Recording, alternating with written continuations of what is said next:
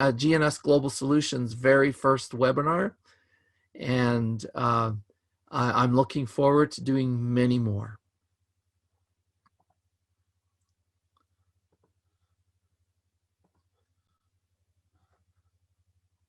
Okay. So, Brian, we have set of slides to showcase here. Yes, I've just shared my screen. Okay. Can you see it? Yeah, it's audible. Okay. Okay, so here we go. I guess to get started, I should give you a little background on who I am and what my background is. I am a petroleum and engineering technologist. I've been in the oil industry since the early 70s. I worked in the drilling industry, and then in the late 80s, I met my wife, and marriage and drilling don't mix. So I went to college, and I graduated from the Southern Alberta Institute of Technology as a petroleum engineering technologist. I immediately went into stakeholder relations, project management, and upstream, anything to do with upstream oil and gas operations in the Western Sedimentary Basin of Canada. I did that for a number of years, right up until 2010, when I was invited, or 2008, I should say, I was invited to go to Yemen as a safety advisor for drilling, not because I was a safety professional per se. I was a person with a lot of experience in drilling who knew how to operate safely in the drilling industry. So I went there. This was in consequence to a fatality that happened. And from there, I was inspired to become a certified trainer for NEBOSH, and also a member of IOSH as a tech member. And I did that kind of consulting and training from 2010 until 2018. I haven't done it for a couple of years because of the economy and COVID. But I was given the opportunity, how I got into operational excellence. I was approached by KUFPEC. I don't know if anybody knows who KUFPEC is, but they're the Kuwaiti oil company, and they're the international arm, to do a workshop in Islamabad, Pakistan, in the fall of 19, focused on operational excellence. And just prior to that, in June of 18, I had attended a symposium that's regularly ran in Calgary here every year on operational excellence. And I was really quite captivated by it, because I saw it as an opportunity to capture all of the competencies that I had gained over my many years of experience in stakeholder relations and regulatory compliance. At one time, I did work for the Ministry of Energy, Mines and Petroleum Resources in British Columbia. I was a senior drilling inspector and approval officer. I approved all the drilling, managed a lot of the stakeholder relations with regards to surface land. So I've owned and operated a surface land company, acquiring surface rights for oil companies. So just to give you a little background on my history, and my safety background has been part of my career throughout my whole career. And that is indicative of everybody. Doesn't matter what industry you're in, what you're doing, you need to understand the hazards of what you're doing, how to minimize the risk associated to those hazards. Of course, you have to identify the risks and minimize them. And that's really what operational excellence is all about. So, oh, we got somebody waiting. I gotta let them in. Sorry for if I don't see things right away, but yes, okay. So, operational excellence. What is the purpose of operational excellence?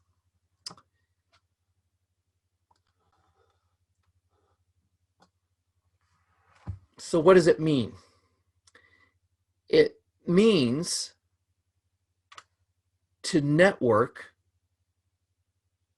with as many professionals, organizations, individuals, and cultures with the end goal of learning from each other how to be successful.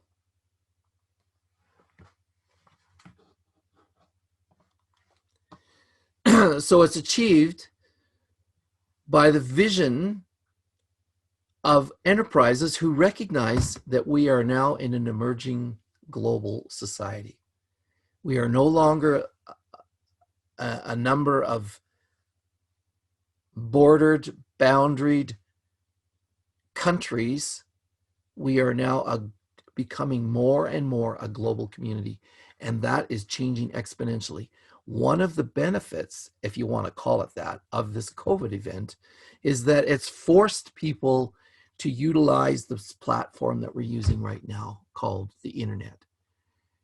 It has brought us together in ways it has never done before because it's forced us to do so because we're being forced to work from home. It's accomplished by building a road to maintain a continuous journey of operational excellence because that's what it is. It's a journey. OE is not a destination. It's an endless journey. And more accurately, it's an endless road. The journey is what you do on that road. And in order to be successful, it's my belief and the belief of most people I know of in OE that the enterprise's success is directly proportional to its ability to stay on that journey, on that road. Okay. So I've taken the operational excellence and I've brought it into a structure so you can view it as a building. Okay. And when you build a building, what's the first thing you do? Well, you have to dig the foundation. You need a foundation or it's not going to work. And that foundation is built up of a number of components. And the very base where you put the footings and drive the pilings down to the bedrock so you're on firm foundation is understanding why you're in business. Why are you doing this? Why are you going to work every day? Then there's regulatory framework, understanding the goalposts of where you're working. When I went to Yemen, one of the first things I asked them when they asked me to go, what's the goalpost? And they said, the goalpost is Alberta standards. So those were the standards I applied to. And I'll talk to that further when we get further on, which then drives corporate governance. Corporate governance is how we are going to govern our operations, our relationships with internal organizations and external organizations in the form of stakeholders or clients or service providers or product providers, et cetera, et cetera. Those are all things that that come from the regulatory framework, which then drive the corporate governance. Once you have those two components, then you want to start doing the planning. A failure to plan is a plan to fail. Planning is extremely important. It is the cement that brings all of these parts of the structure together and cements them and keeps them together. Strategic planning in particular, and I'll talk a little bit more about strategic planning as we go forward, and then enterprise risk management. And that is another component of operational excellence that is very important, and that is understanding that there's more risks, there's more hazards to doing business than just people getting hurt, slips, trips, falls, not using machinery properly, machinery breaking down. Those are important, but they're not the only hazards you have to pay attention to, especially in a global economy where you're dealing with multiple cultures all over the world. So therefore, it's important to acquire what we call a social license to work. And we need to achieve that by paying attention to culture. We need to pay attention to financial. We need to pay attention to the environment we're working. Are we working in the Arctic, or are we working in the desert? Are we working in the jungle? These are all contributing factors to enterprise risk management, and they also contribute to how you're going to operate in the world, in the global economy. This establishes the foundation for operational excellence. I've broken that superstructure into 3 pillars. Pillar number 1, I call it health, safety, and environment. And it's broken into 2 parts, OHS Performance and environmental stewardship. Then I've got the center pillar, which is market presence and management of change. These are very important to the operation that we move forward, and understand that in order to have sustainable operations, we need to have sound management in that area, which then leads to business process agility. How quickly can we move from one country to another? How quickly can we operate in one culture or another, or one regulatory framework? How can we adjust our corporate governance to accommodate this change? Management of change is extremely important when you are striving to maintain your ability to stay on the journey of operational excellence. And the third pillar is financial management. Financial is very important. When it comes to safety, which I've done a lot of training in, one of the topics, or one of the concepts that I talk about, which is really important, are the 3 pillars of safety. Well, you can put those 3 pillars in many ways, and I've done it here. But the 3 pillars of safety are: there's a moral reason to do it, there's a social reason to do it, and there is a financial reason to do it. Every concept you come to in business, what are we in the business of doing? We're in the business, the end result of doing business is that we are able to make money of some sort. Okay. And I'll talk a little bit more about that as we go forward. Last part of that pillar is the capacity to scale up. What is our capacity from management of change, staying agile in the industry, and optimizing our costs? What is our capacity to build and grow and accommodate the many lanes that are going to be on that highway that we call the road to success? And as I said, it's not a destination, it's a journey. And if you want to succeed, you need to stay on the journey.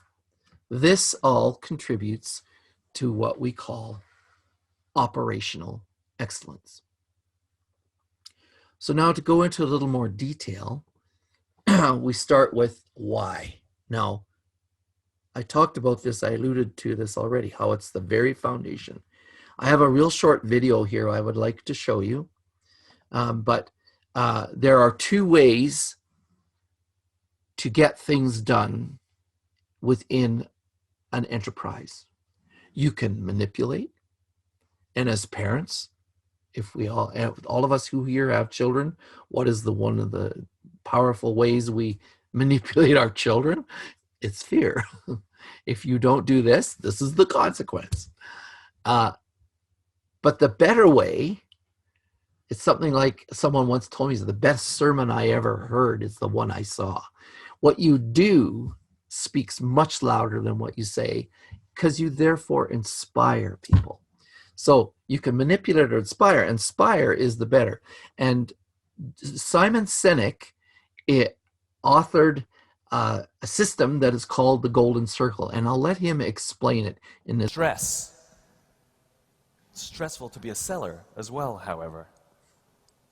in the face of bombardment of manipulation and manipulation, manipulation, and that's the marketplace. How do you get your message to stand out? How do you get your message heard? Why should anyone listen to you?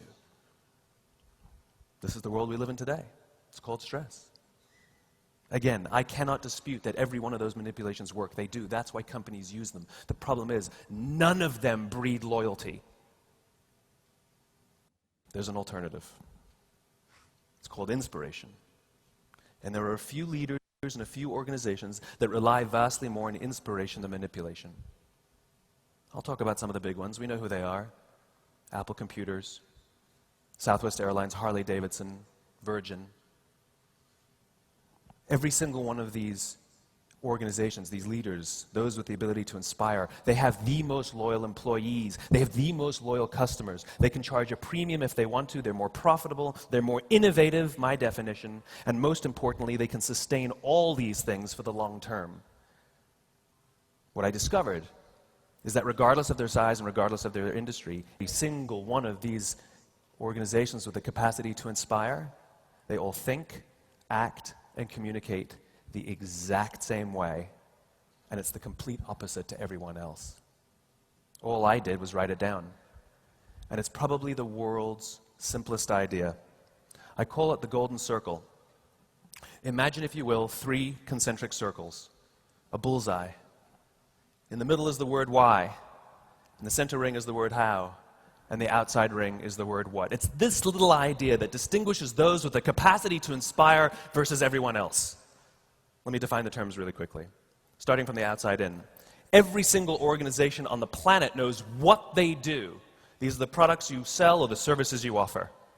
Some know how they do it, whether you call it your differentiating value proposition or your USP or your proprietary process. It's the things that you think make you special or different or better than your competition. But very, very few people and very, very few organizations can clearly state why they do what they do. And by why, I don't mean to make money. That's a result. By why, I mean what's your purpose, what's your cause, what's your belief? Why does your company exist?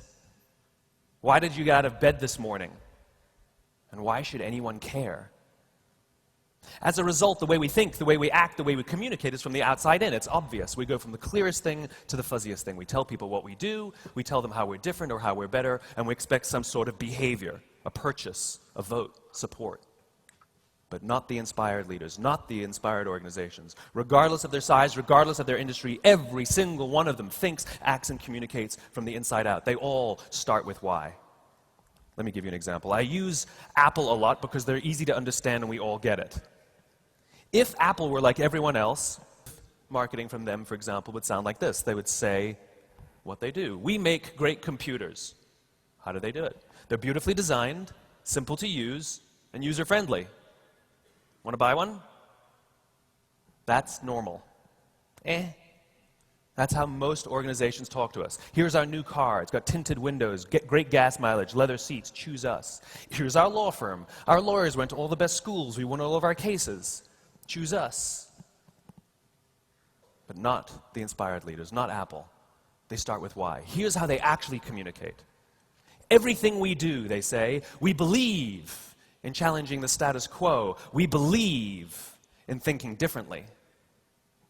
The way we challenge the status quo is by making our products beautifully designed, simple to use, and user-friendly.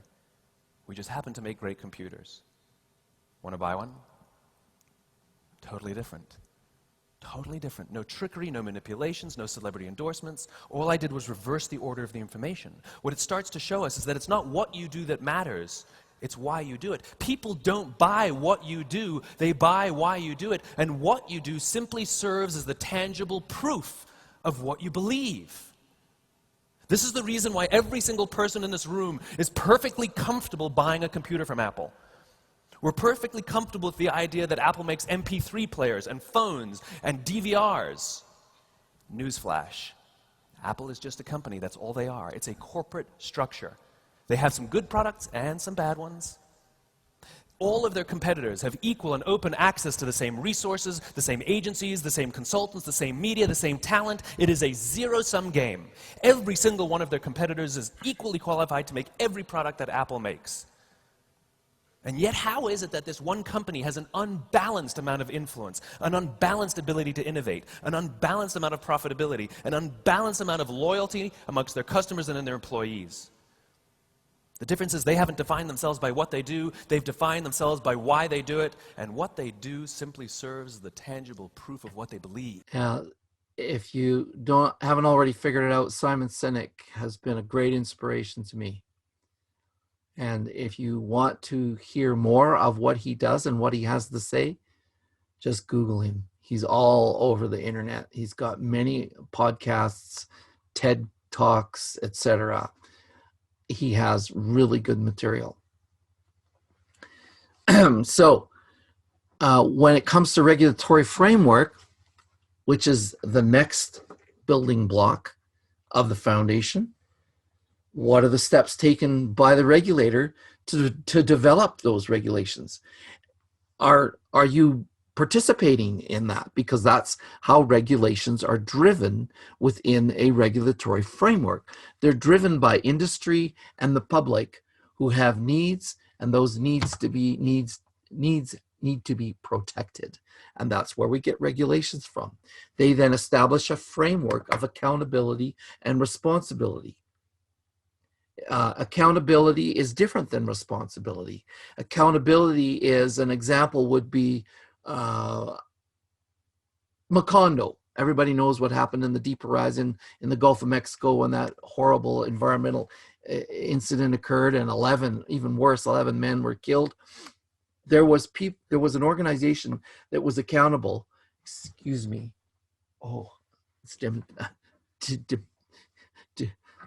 threatening to sneeze. But BP was accountable. Who was responsible? Well, one of the main responsibilities was Halliburton, who did the cement squeeze and didn't do it properly, and therefore the well blew out. And long story short, there's more to it than that. BP is accountable for what Halliburton did. So accountability and responsibility are a very important framework for that regulatory framework. And the regulatory framework then establishes steps to develop responsive regulations. In response to Macondo, responded with a myriad of regulations. As a matter of fact, the pendulum swung way over to a different way now, and the prescriptive measures put in place to do drilling in the Gulf of Mexico has changed significantly because of that one incident. Okay. So this then holds government accountable to the public.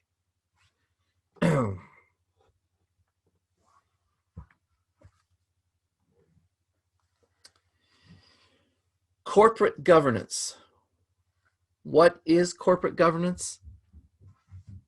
Good governance is more than profit. You heard what Simon said. Why is not to make money.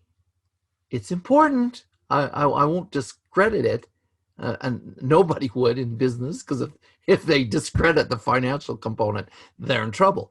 But governance is more than profit.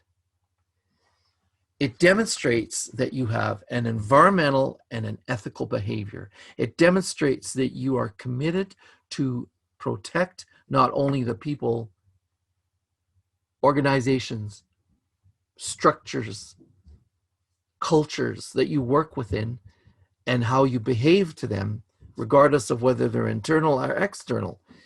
It demonstrates that you have that ethical behavior to doing it, no matter what country you're in.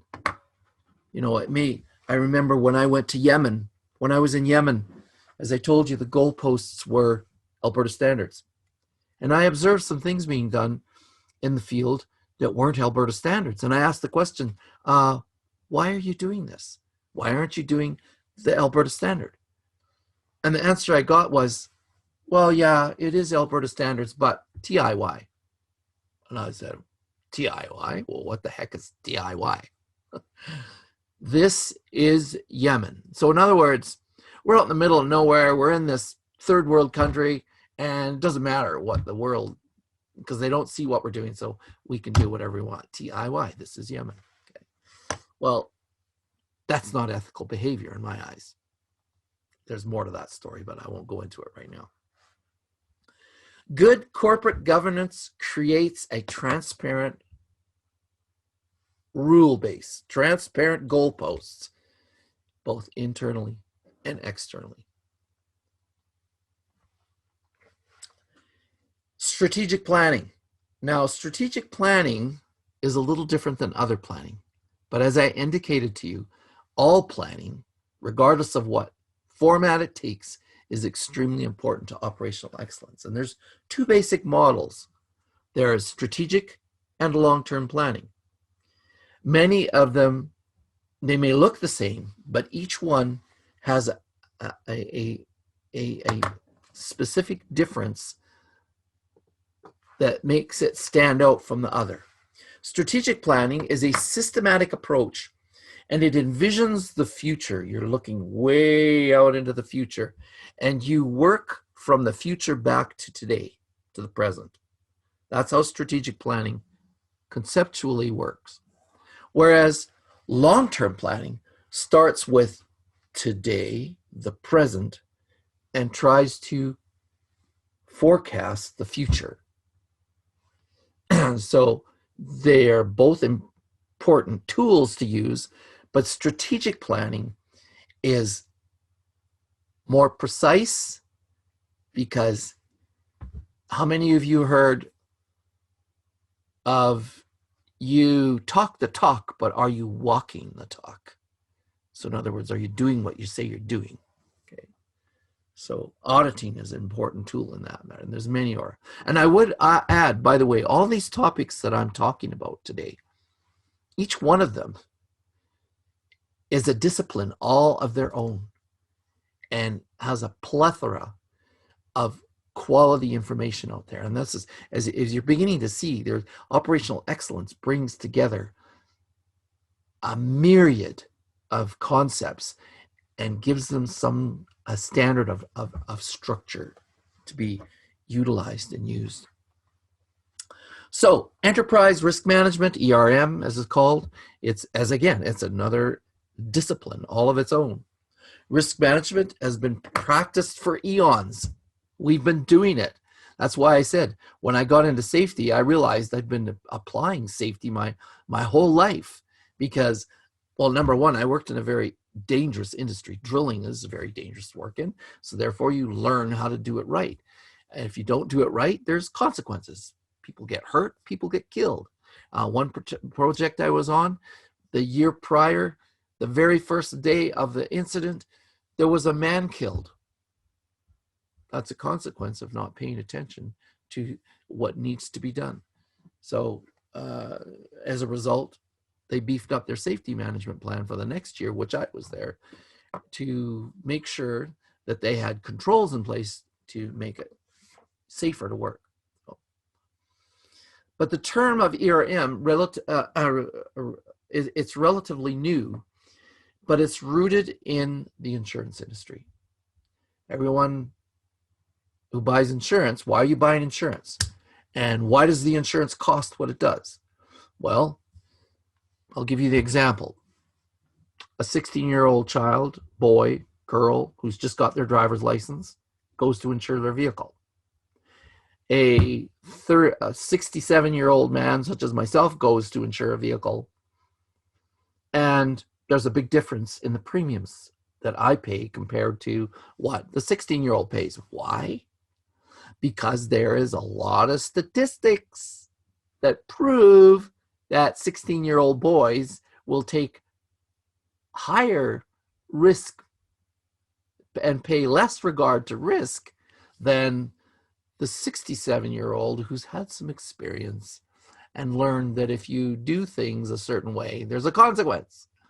So hence, there's a higher risk, hence there's a higher premium. Okay, so that's called risk management. That's one of the parts of the enterprise risk management.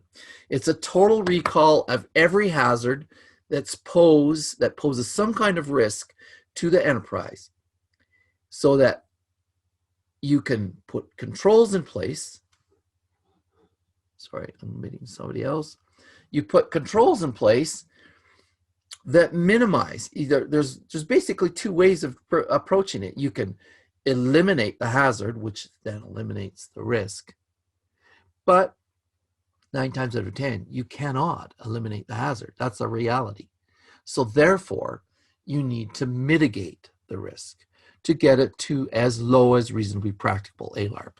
Those of you in the safety world will recognize that acronym, I'm sure. Next, we have, now we have the foundation established. The foundation of the structure for operational excellence is now established. And now we want to build on that structure. And I break it down into 3 pillars. I call them the 3 pillars of operational excellence. Number 1, health, safety, and environment. Number 2, market presence and management of change. And 3, financial management. So, health, safety, environment. The first part of the column is OHS Performance. What does that mean? Well, it's evaluating data that indicates how well you're doing. Really, in a nutshell, that's what it does. I alluded to a project that I was in charge of where there was a man killed the prior year. Basically, it was a core hole drilling project. And the year prior, the safety program had logged 50 incidents. The year I was there, with a whole team of people that were working to make sure we were operated safely, there were over 100 incidents recorded and followed up on. Now, looking at the statistics based on the year before and the year present that I was in, you would say that the year previous was much better statistically than the year I was in. But the reality was there were more incidents in the previous year because of those ghost incidents. There was indicators of them, but they weren't being reported. So the data is only as good as it's reported.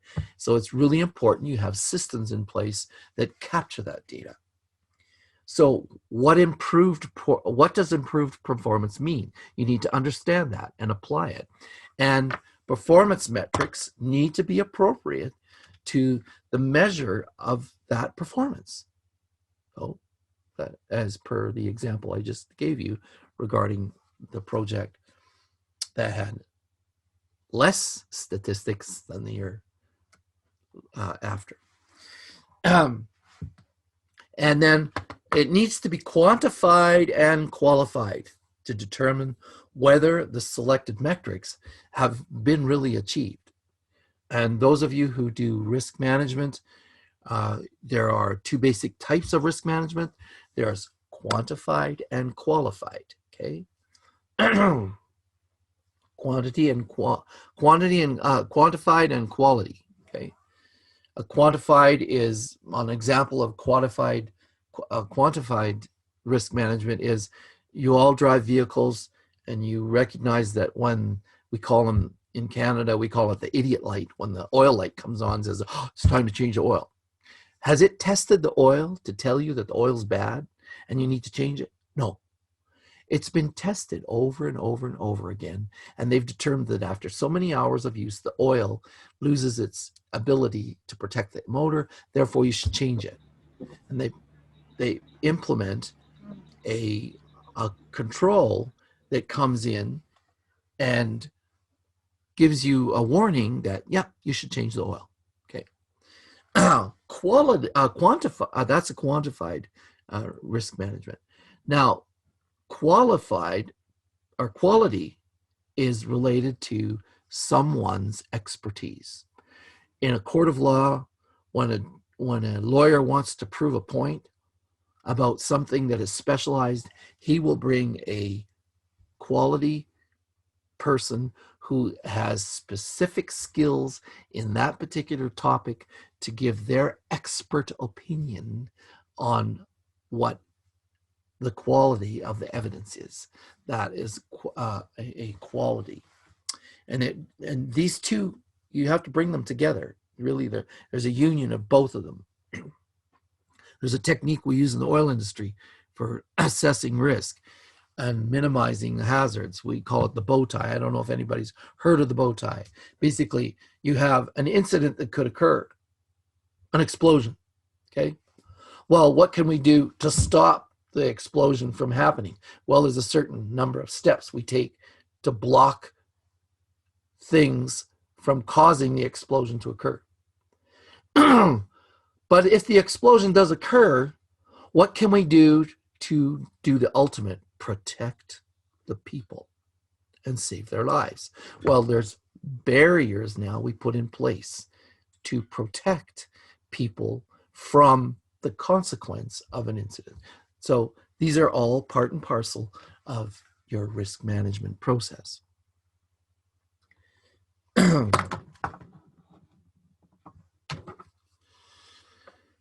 So next we have environmental stewardship.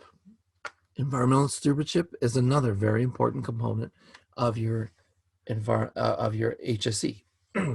So what is environmental stewardship? It's being responsible and conserving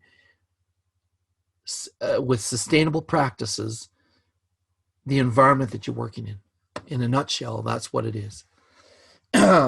Aldo Leopold, a famous man in environment who lived from 1887 to 1949, he had a vision, and his vision was how to deal with the environment was how you do it. You deal with man's relationship to the land and to the plants and animals that are on that land. That's basically what you're doing. And there are controls you put in place. Again, you're identifying a hazard. You're identifying things to stop the consequences of that hazard, and therefore putting in controls that will protect not only the environment, but people. Because ultimately, you protect the environment, you protect people. Then, excuse me. Then we have the next pillar, which is market presence and management of change. Sustainable operations, SOM as it's called, procedures and processes and practices that initiate and create and deliver outputs that are profitable while using available resources. And there is a preservation or improvement of the status quo. Things are either good and we're going to stay good, or we're going to get better. Obviously, what do we want to do? We want to get better. We want to bring the benchmark up so that things get better. And it's done in such a manner, and this isn't just environment, but it's also the social environment that you have to take into account as well, because you're trying to achieve that social license to do business, to continue. Business process agility. How quickly can we roll with the punches? How quickly can we accommodate change? How quickly have we accommodated the things we needed to do during COVID, this pandemic? We've changed exponentially, in my opinion. In this past 18 months, it has been unbelievable what has happened. There's been some struggles and things that people don't agree with, but there's been some good things too. So the ability to accommodate change in any market is going to determine your ability to stay on that road and continue the journey of operational excellence. Financial management is the last pillar I'll talk about, and we talk about cost optimization to achieve a quality at an optimum cost. And that's good business. But you don't want to sacrifice quality for the sake of optimizing cost, because then you sacrifice lives. When you build a car that's below quality and people get killed driving it, there's a problem there. So there needs to be a balance. Providing quality service through optimal human resources. People who are skilled and competent at what they're doing. Would you ask a drilling engineer to fly a 747 across the Atlantic? Don't think so. Okay. So you want to have the optimum human resources, and that's what it's all about. Where we, as the human resource, are the ones that occupy the enterprise and give the enterprise the ability to have vision, to drive, and to function in all its parts. We do this by standardizing, simplifying, and rationalizing processes and services so that they're standardized. The framework for operational excellence, one of the very important frameworks that's international, is the ISO, the international standards. ISO 45000 for safety, and there's a myriad of other standards that address quality control, ISO 9001, 2015, et cetera, et cetera. But it's basically giving a standard that everyone speaks to. That's one of the things that really inspired me when I was a NEBOSH trainer, was that it standardized the language of how we approach and talk about safety. And everybody who has taken a NEBOSH course understands a certain language. Everyone who has been in a certain profession has a language that you need to understand. Same in any industry. When I was in the drilling industry, there was a language we understood that the people in the office didn't always understand. The drilling people, the completions people, the exploration, seismic people, they all have their own language. Every industry is no different. And then we utilize automation so that things happen automatically. You set up automatic payments online for certain accounts you have, so you don't have to worry about paying it. You know, just automatically it's going to get paid, okay? And time management is extremely important. For the past 20 years, I have been using this. Now, those of you who can't see it, it's called a day planner. And it's old school. Write it down. It's very important to learn that. The one I use is called Franklin Daytimer. Franklin Daytimer has been around for a long time, and they have a very sound concept. It's very simple. You prioritize your tasks every day, A, B, and C, and you number those tasks, A1 through whatever, B1 through whatever, C1 through, and then you systematically approach to those tasks so that within a certain time frame, you accomplish those tasks. But it also accommodates change. Something might happen. You might have an emergency, have to run off to the hospital, or you may have someone who needs something. So you make some changes. But again, it goes back to planning. A failure to plan is a plan to fail. Okay. So time management is really important. And again, as I've said, each one of these topics I talked about just now, you can add to them a great deal. So I've taken more time than I anticipated. The very last thing I'll talk about is capacity for scale up. Do we have the resources available so that we can increase our productivity? Understanding that and not stretching ourselves beyond the means of our resources. And also the ability to access investment capital. That's important. And also recognizing when you do that, what's my ability to maintain a profit debt ratio that is financially healthy, so I don't have more debt and I can't service the debt and I get buried by it. And that's all that's another hazard of doing business. So I've covered everything real quickly here. I apologize, I've taken a little more time than I had anticipated. I will leave it open to anybody who wants to ask questions now.